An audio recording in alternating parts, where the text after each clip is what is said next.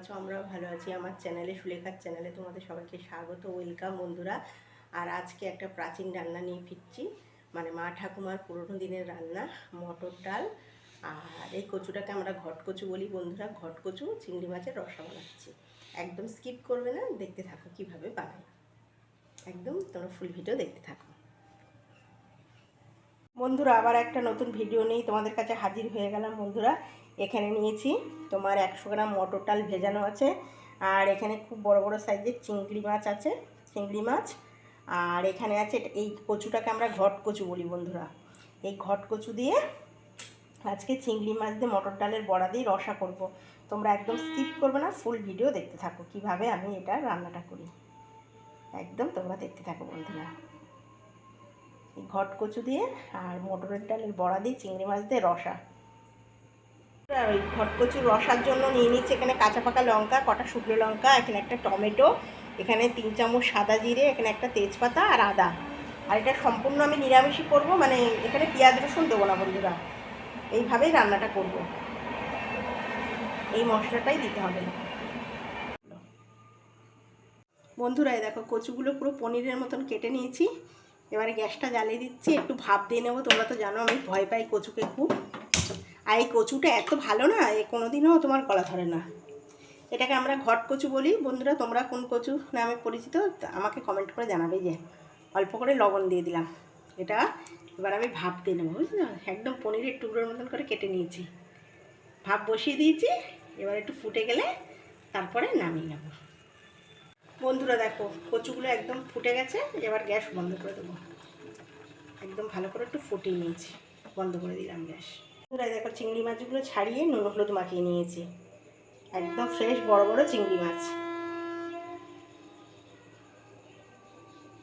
মিক্সিতে আমি মটর ডালটা পেস্ট করে নিয়েছি ভালো করে, দেখতে পাচ্ছ বন্ধুরা। এবারে গ্যাসটা জ্বালিয়ে দিই, কড়াই বসিয়ে দিয়েছি। কড়াইটা বসিয়ে দিলাম। এবারে কড়াই খুব বৃষ্টি হচ্ছে আমাদের এখানে, বুঝেছ।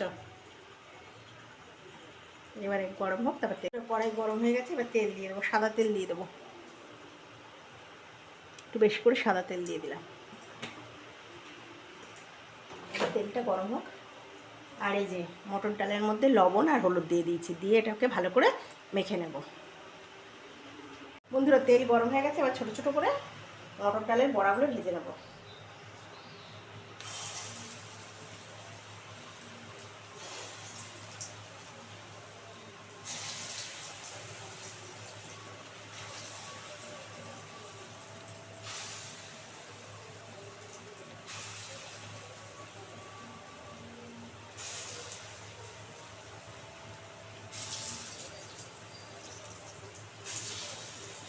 বন্ধুরা এবার বড়াগুলো গ্রাম হলো একটু উল্টে দিই। আবার সব একবারে জুড়ে গেছে।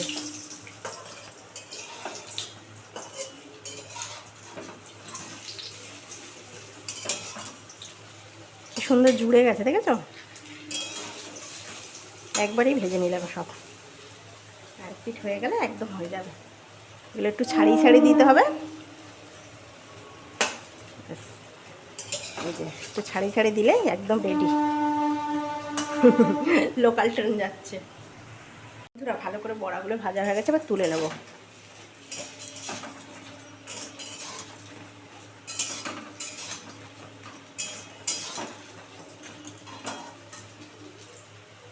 একদম ভালো করে লাল করে ভেজে নিচ্ছি।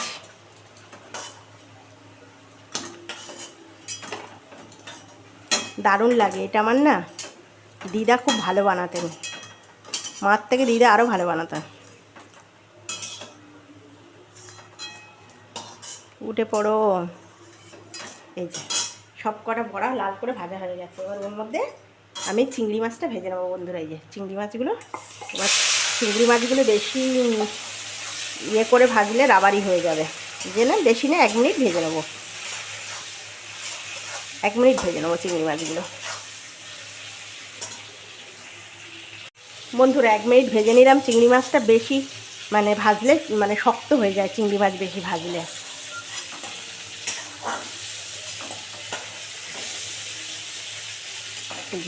তুলে নিলাম, চিংড়ি মাছ তোলা হয়ে গেল। বন্ধুরা চিংড়ি মাছটা তুলে নিয়েছি তো, তার মধ্যে ফেনা মানে ভেজে নিয়েছি তো, ওই মধ্যে ফেনা হচ্ছে। এই যে এবারে হাফ চামচ সাদা জিরে দিয়ে দিলাম। ওই তেলের মধ্যে চিংড়ি ভাজা দেবে আর তেজপাতা দিয়ে দিচ্ছি ফোড়নে। এই যে এবারে আলুটা দিয়ে দেবো। এই যে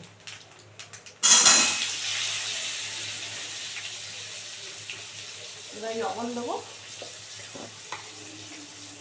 এই যে এবার লবণ দিয়ে দিলাম বড় চামচের হাফ চামচ। স্বাদ অনুযায়ী লবণ দেবো, ওটা কোনো ব্যাপার না। যেরকম আমরা একটু এরকম ঝালটা একটু বেশি খাই, টান টান। এই যে অল্প করে হলুদ দিয়ে দিলাম। আর আমার শ্বশুরবাড়িতেও আমার ভাইয়েরা খুব ঝাল, মানে ঝাল লবণটা একটু আমাদের বাড়িতে একটু বেশি খাওয়া হয়, মানে টান টান করে খাওয়া হয়, বুঝলে তো। আলুটা এবার খুব সুন্দর করে লাল করে ভেজে নেবো। তো একদম লাল করে ভাজা হয়ে গেছে, দেখেছো, একদম লাল করে আলু ভেজে নিয়েছি। এবার দিয়ে দেবো হচ্ছে কচুগুলো, ভাপানো কচু দিয়ে দিলাম। কচুগুলো দেখেছো পুরো পনিরের মতন করে কেটে নিয়েছি। এবার এটাকে ভালো করে একটু ভেজে নেবো 2-3 মিনিট। ভেজে নিয়ে তারপরে, আর বারবার করে বলছি বন্ধুরা, যারা পেঁয়াজ রসুন খায় তারা পেঁয়াজ রসুন দিয়ে খেতে পারে, কিন্তু এটাতে আমরা পেঁয়াজ রসুন দিয়ে খাবো না, মানে খাই না আর কি। তাই জন্য এটা তোমার আদা জিরে বাটা দিয়ে করছি, আদা জিরে লঙ্কা এসব দিয়ে করছি। এটাও ভালো করে ভেজে নেব বন্ধুরা। কচুগুলোও ভালো করে ভাজা হয়ে গেছে 1 মিনিট। আলু তো ভাজা হয়ে গেছে, একদম সিদ্ধ হয়ে গেছে আলু। কচুগুলোও ভাজা হয়ে গেছে। এবার মশলাটা দিয়ে দেবো, যে মিক্সিতে করা মশলাটা তোমাদের দেখিয়ে দিয়েছি। আদা, শুকনো লঙ্কা, কাঁচা লঙ্কা, সাদা জিরে আর টমেটো। এবার চিংড়ি মাছটা দিয়ে দেবো। এই যে চিংড়ি মাছটা দিয়ে দিলাম। দিয়ে এবার এটাকে খুব সুন্দর করে কষাবো। 2 মিনিট ধরে সুন্দর করে কষিয়ে তারপরে তোমার জল দিয়ে দেবো। খুব সুন্দর করে কষাতে হবে। দারুণ লাগে বন্ধুরা, এরমভাবে বানিয়ে খাবে, দারুণ লাগে, দারুণ।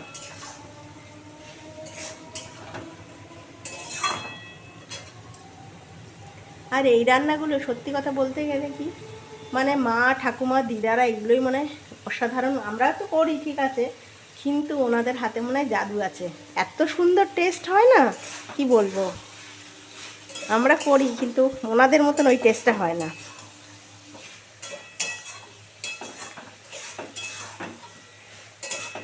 খুব সুন্দর করে কষাতে হবে তেল ছাড়া পর্যন্ত। বন্ধুরা দেখো ভালো করে কষানোর থেকে তেল ছেড়ে দিয়েছে। এবার এর মধ্যে 2-4টে আমি চিনির দানা দিয়ে দেবো, টেস্টটা ব্যালেন্স করার জন্য। যে 2-4টে দিয়ে দেবো, দেখেছো একদম তেল ছেড়ে দিয়েছে। ভালো করে সুন্দর করে কষানো হয়ে গেছে। 2 মিনিট ধরে আমি ভালো করে কষিয়েছি। মশলা যত ভালো করে কষাবে তত সুন্দর খেতে হয়, মানে টেস্টটা খুব ভালো হয়। এবার আমি মিক্সি ধোয়া জলটা দিয়ে দেবো। আর কি বলো তো বন্ধুরা, আরেকটা কথা তোমাদের কাছে আমি শেয়ার করি। আমার না রান্নাঘরটা না একদমই ছোট। এবারে রান্নাঘরটাতে আমি যে কেটে তোমাদেরকে দেখাবো, যে আমি সেই মানে প্লেসটা আমি পাই না। ওই জন্য আমি গুছিয়ে গেছি রান্নাটাই দেখাই। মানে আমার জায়গাটা একদমই শর্ট, মানে আমি দাঁড়ালে আর কেউ দাঁড়াতে পারবে না এমন অবস্থা, বুঝতে পারছো। জায়গাটা একদমই, পজিশানটা একদম ছোটো মতন, বুঝেছো। এই জন্য এবারে আমি মিক্সি ধোয়া জলটা দিয়ে দিচ্ছি। এই দেখো, ব্যাস দিয়ে এবারে আমি ঢাকা দিয়ে দেবো। ঢাকা দিয়ে দেবো 5 মিনিটের নামে। 5 মিনিটের ফুটে গেলে তারপরে আমি বড়াগুলো দেবো। এই যে ঢাকা দিয়ে দিলাম। 5 মিনিট হয়ে গেছে, এবার খুলে দেখি কেমন হলো।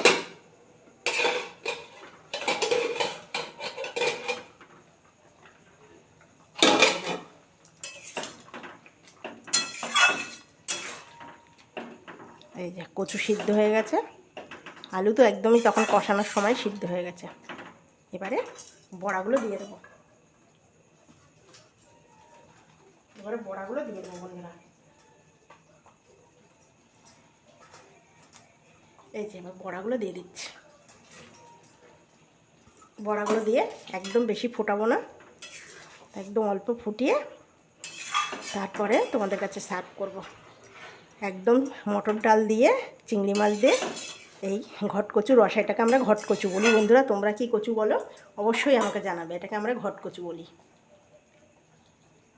আর 2 মিনিট ফুললেই তারপরে নামিয়ে একদম রেডি হয়ে গেল চিংড়ি মাছ মটর ডাল ঘটকচু রসা। এবার একটু সানরাইজের গরম মশলা দিয়ে দেবো, এই যে অল্প একটু দিয়ে, ব্যাস এবারে এটা আমি সার্ভ করবো। একদম রেডি হয়ে গেল। দারুণ লাগে এইভাবে বানাবে, এগুলো মা ঠাকুমাদের রেসিপি, মানে অসাধারণ রেসিপি বন্ধুরা। একদম গরম ভাতের সঙ্গে খাবে, দারুণ লাগে। একদম রেডি হয়ে গেছে, দেখেছো কালারটা, দেখেছো কিরকম অসাধারণ আসছে, দারুণ লাগে। এইভাবে তোমরা বানিয়ে খাবে বন্ধুরা। একদম রেডি হয়ে গেল চিংড়ি মাছ মটর ডাল দিয়ে একদম রসা। এই রসা যদি তোমাদের ভালো লাগে প্লিজ একটা লাইক করে দিও, সাবস্ক্রাইব করে দিও, আর বন্ধুদের সঙ্গে শেয়ার করে দিও। কেমন লাগলো সুলেখার এই রান্না, আর ভালো লাগলে একটা ভালো লাগলে কমেন্ট করে জানিও কেমন লেগেছে তোমাদের এই রান্না বন্ধুরা। আর চেষ্টা করবে এই যেরমভাবে আমি বানিয়েছি এরমভাবে বানিয়ে খাবে, মানে অসাধারণ লাগে বন্ধুরা। আর তোমরা খুব ভালো থাকবে, সাবধানে থাকবে। টাটা বন্ধুরা। বন্ধুরা একদম রেডি হয়ে গেল মা ঠাকুমা প্রাচীন রান্না, তোমার হচ্ছে চিংড়ি মাছ কচু দিয়ে মটর ডালের রসা। এই রসা যদি তোমাদের ভালো লাগে প্লিজ একটা লাইক করে দিও, সাবস্ক্রাইব করে দিও, আর বন্ধুদের সঙ্গে শেয়ার করে দিও। আর কেমন লাগলো আমাকে কমেন্ট করে অবশ্যই জানাবে যে দিদিভাই এরম এই আরও ভালো অনেক কিছু রান্না যদি তোমরা জানতে চাও প্লিজ আমাকে কমেন্ট করে জানাবে বন্ধুরা।